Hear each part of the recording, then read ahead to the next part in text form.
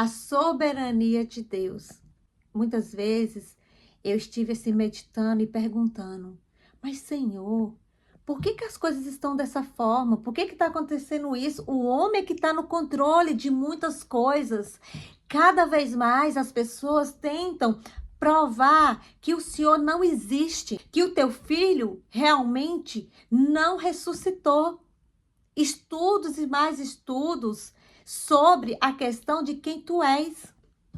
Mas essa semana, eu lendo o livro de Abacuque, é um livro que demonstra total soberania de Deus na terra, em todas as nações. Claro, Deus usa o homem, sim, mas Deus não está fora do controle. No livro de Abacuque, ele está inconformado com a crise social e espiritual daquele povo. E ele vai diante do Senhor para entender essa indiferença. É como se Deus estivesse indiferente. E para que nós possamos compreender essa fala de Abacuque e as respostas de Deus, é importante que eu e você lermos Primeiros Reis e Segundos Reis. Naquele contexto ali, vai mostrar todo o declínio, tanto do povo de Israel como o povo de Judá. O reino de Davi, ele foi rasgado. Ele foi dividido em dois reinos, o reino do norte e o reino do sul. Quando a gente lê todo esse contexto, a gente entende que o Messias, que Jesus veria da tribo de Judá.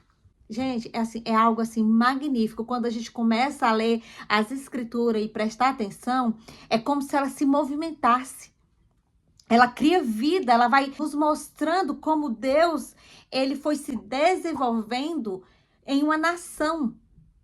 Mas Paulo, ele vai dizer, eu vou aqui entre aspas, que mesmo que não estivesse nada escrito, a glória de Deus está em todo lugar.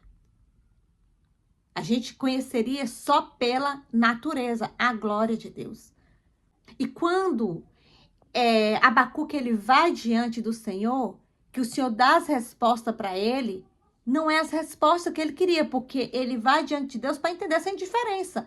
E quando o Senhor volta as respostas para ele, a primeira, ele tem outro questionamento. Uai, mas por que, Senhor, que o Senhor vai entregar uma nação que é santa, que é tipo, é sua filha, para um povo cruel, para trazer juízo através de um povo que eles são mais ímpios do que nós? E o Senhor dá outra resposta para Abacuque, demonstrando que Deus está no controle de todas as situações. Não importa a situação, Deus está no controle. E quando Abacuque entende a soberania de Deus e que o povo tem que ter fidelidade e viver pela fé e acreditar da forma como Deus tirou o povo com a mão forte do Egito, estabeleceu ele numa terra que Deus iria dar para eles, vencendo várias nações que estavam ali, porque eles iam adquirir aquela terra, que foi através da força de Deus que eles permaneceram em vitória. Não foi da força do próprio homem, mas de Deus, porque Deus era quem dava vitória. E Abacuque, ele começa a relembrar do que ele ouviu falar sobre Deus naquela época, tanto que no capítulo 3, ele começa com a oração dizendo o seguinte: Senhor, ouvi falar da tua fama. Eu tremo diante dos teus atos, Senhor. Ele compreende que Deus está na situação de tudo. E quando ele compreende isso, ele sabia que o povo de Judá seria levado para o cativeiro. O templo de Jerusalém seria destruído. A nação ali seria envergonhada diante de todas as nações. O reino da Babilônia era um reino que estava destruindo todas as nações ali ao redor. Ele estava conquistando todas. Assim como conquistou ali o templo.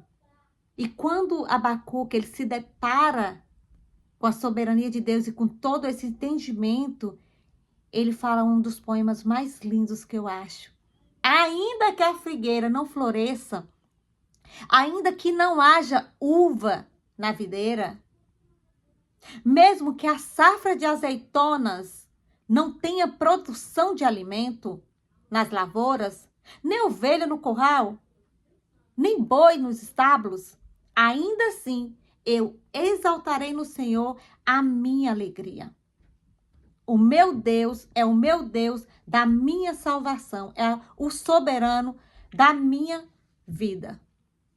Assim como Abacuque, que eu e você possamos viver pela fé e acreditar nos tempos de hoje, que em qualquer situação, o nosso coração e a nossa mente, eles estejam firmes na soberania de Deus, para que nós possamos estar com fé e acreditar nisso até a volta do nosso Senhor Jesus. Obrigado por você estar aqui comigo, pois eu creio que até aqui o Senhor tem nos sustentado.